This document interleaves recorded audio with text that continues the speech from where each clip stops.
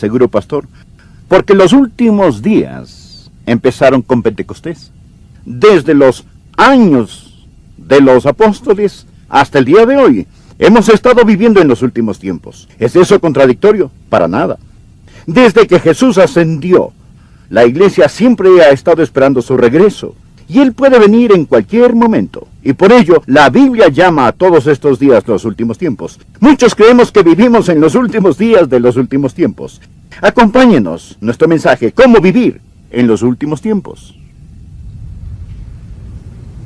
Por favor, busque Primera de Juan capítulo 2.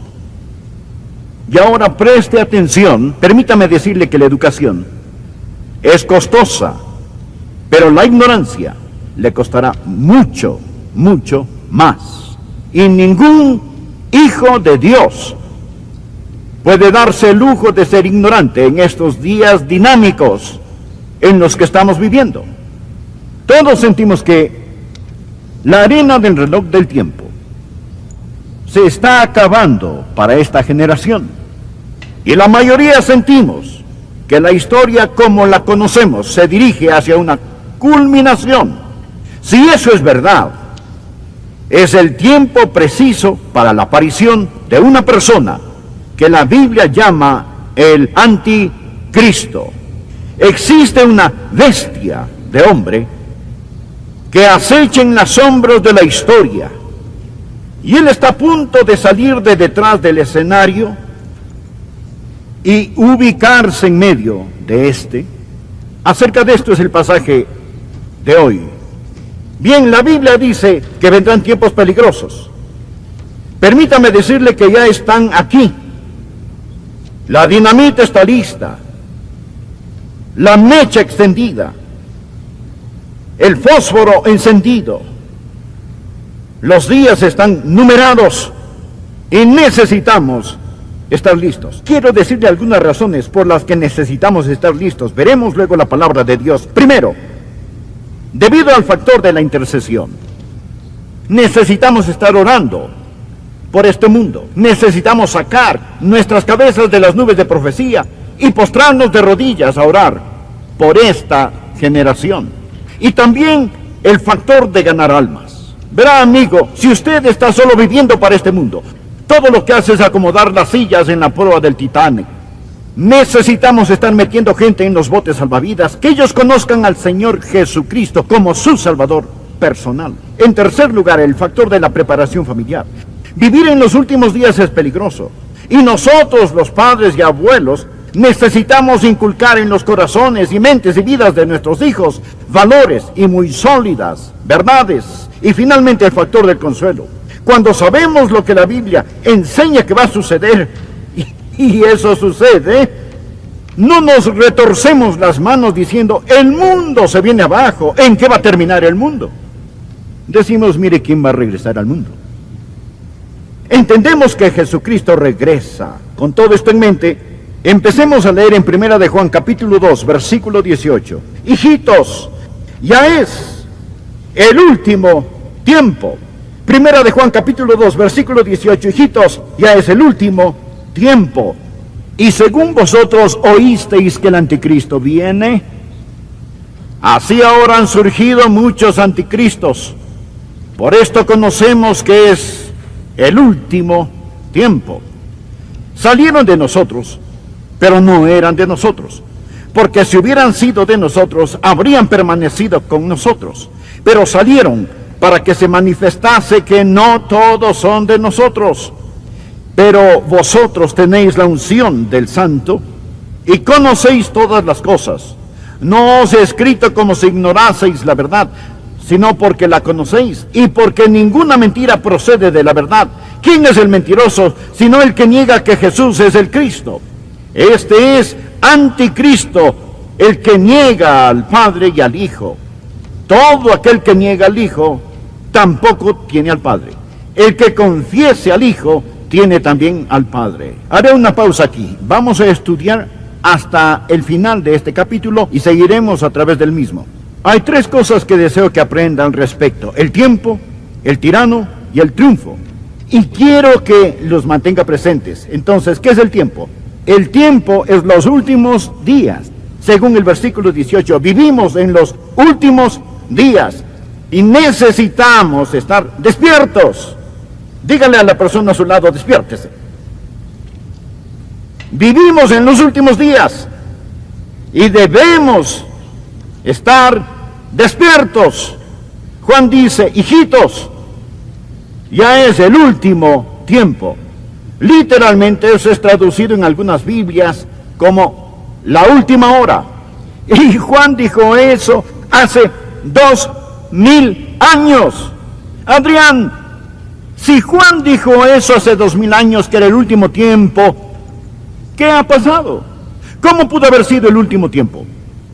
Puesto que han pasado 2 milenios. Ahora usted necesita entender algo.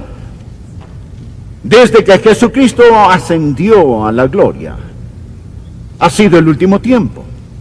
Verá, el Antiguo Testamento, el tiempo pasado, ha estado preparándose para la venida de Jesucristo. Después de la muerte, sepultura, resurrección y ascensión del Señor Jesucristo, entramos en un periodo llamado el último tiempo. Desde la hora en que Jesús subió hasta cuando regrese, es el último tiempo, es decir, la última hora. Y en cualquier momento, en ese intervalo, Jesucristo puede venir. Todo creyente, desde los tiempos de Juan hasta hoy, debe vivir con la esperanza que Jesucristo regrese en cualquier momento. Muchos tienen la idea de que el último tiempo está en el horizonte y nos acercamos a este. No, vivimos en él. Ahora lo que estoy tratando de decir es que no nos estamos acercando a los últimos días. Vivimos al borde de los últimos días. Siempre, desde la hora en que Jesús subió hasta el momento que Él retorne. Él puede regresar en cualquier momento. Anote la palabra inminente. Aprenda esto de la profecía bíblica.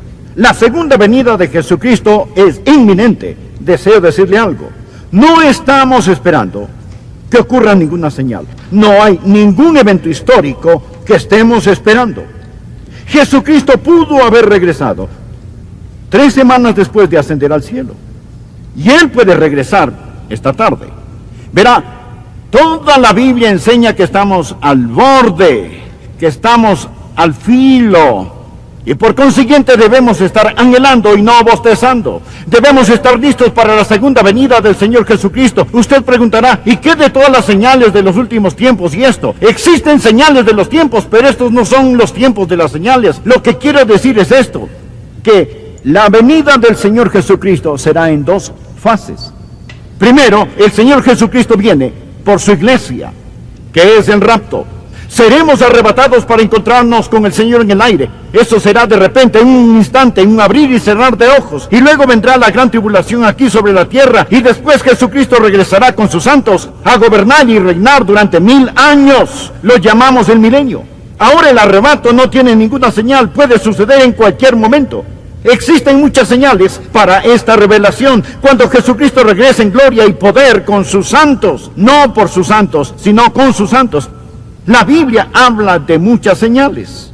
Bien dirá Adrián, me está diciendo que todas las cosas que llamamos las señales de los tiempos no se aplican, que no podemos leerlas. Sí podemos leerlas y podemos decir que hay una intensidad que pronostica la venida de Cristo. Deseo mostrarles sin lugar a dudas que Jesucristo puede venir en cualquier momento. Quiero citar algunas escrituras, anótelas en un pedazo de papel. Primera de Tesalonicenses 1, versículo 10. El apóstol Pablo le hablaba a la iglesia tesalonicense y dice, entre otras cosas, y esperar de los cielos a su Hijo, el cual resucitó de los muertos. El apóstol Pablo les dijo a esos creyentes, de la antigüedad, esperen a Jesús. Y si Jesús no hubiese podido regresar por esos tiempos, eso era una tontería. Esperen a Jesús. Y la palabra esperar es un presente infinitivo. Significa constantemente estar esperando. Filipenses 3, versículo 20. Pablo dijo a la iglesia de Filipos, mas nuestra ciudadanía está en los cielos, de donde también esperamos al Salvador. Esos filipenses debían estar esperando al Salvador, el Señor Jesucristo. Ahora Él ya había venido en redención, pero ellos estaban esperando que regresara en el rapto. Primera de Corintios 1:7. Pablo le dijo a la iglesia de Corinto: de tal manera que nada os falte en ningún don, esperando la manifestación de nuestro Señor Jesucristo. En Tesalónica, esperar a Jesús. En Filipos, esperar a Jesús. En Corinto, esperar a Jesús. Y leamos Hebreos capítulo 9, versículo 28. El escritor dice: así también Cristo fue ofrecido una sola vez para llevar los pecados de muchos, y aparecerá por segunda vez sin relación con el pecado para salvación a los que le esperan. ¿Sabe lo que debe estar haciendo? Debe estar aprendiendo acerca de su venida, debe estar viviendo por su venida, anhelando su venida y buscando su venida. Usted debe estar esperando al Señor Jesucristo en cualquier momento.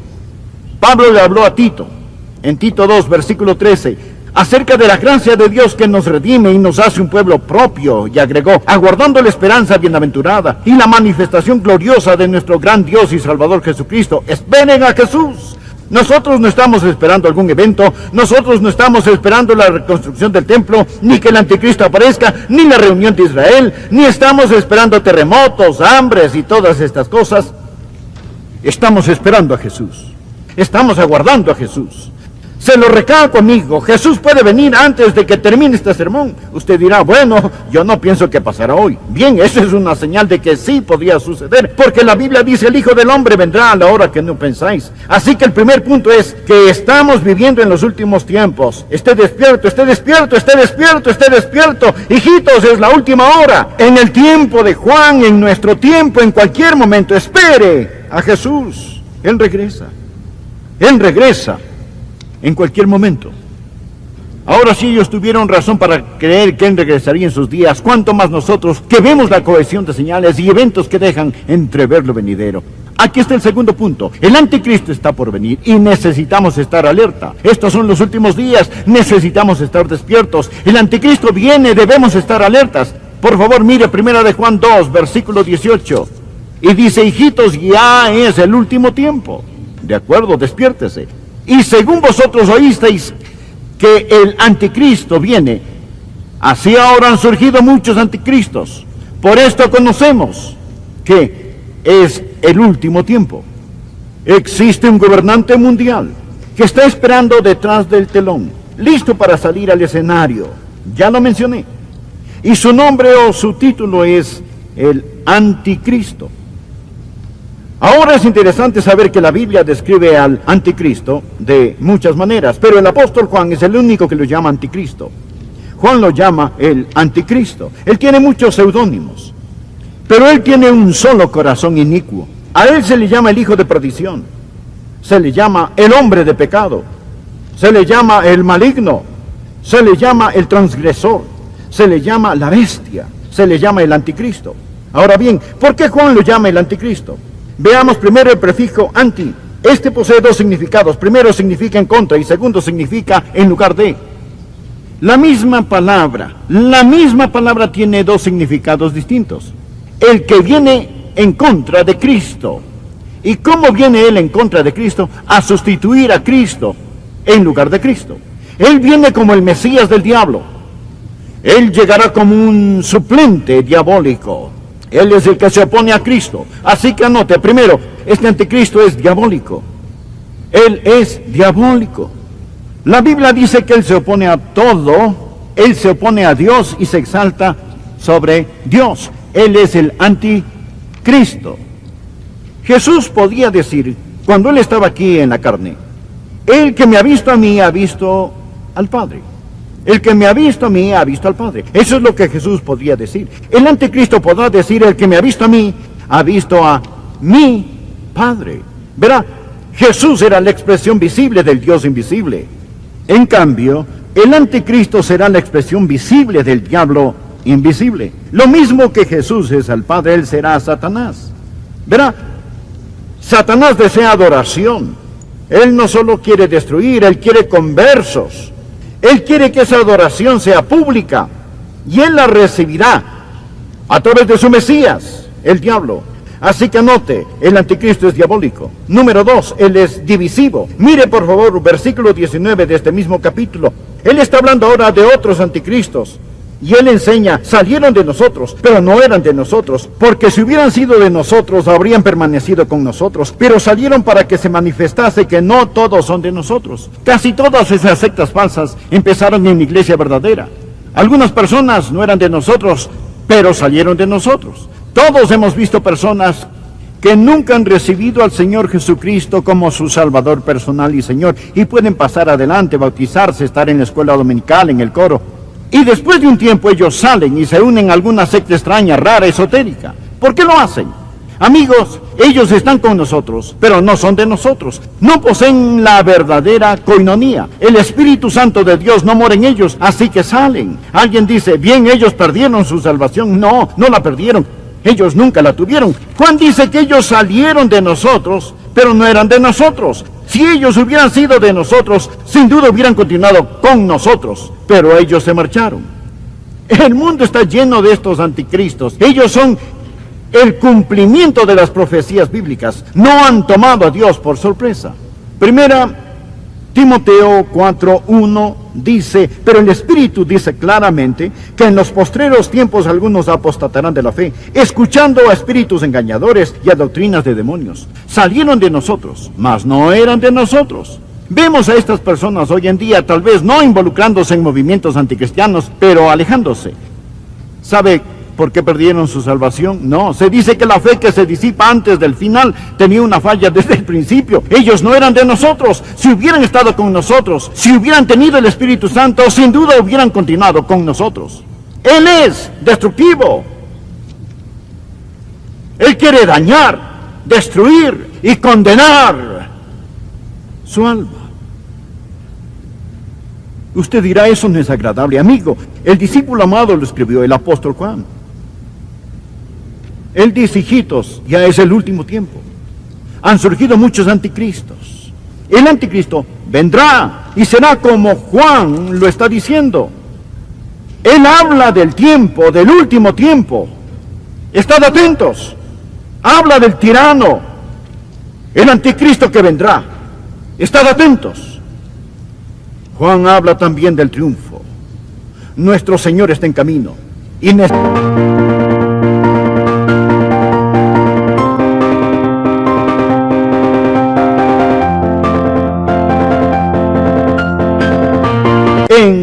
Primera de Juan, capítulo 2, Juan dice en el versículo 24, lo que habéis oído desde el principio permanezca en vosotros.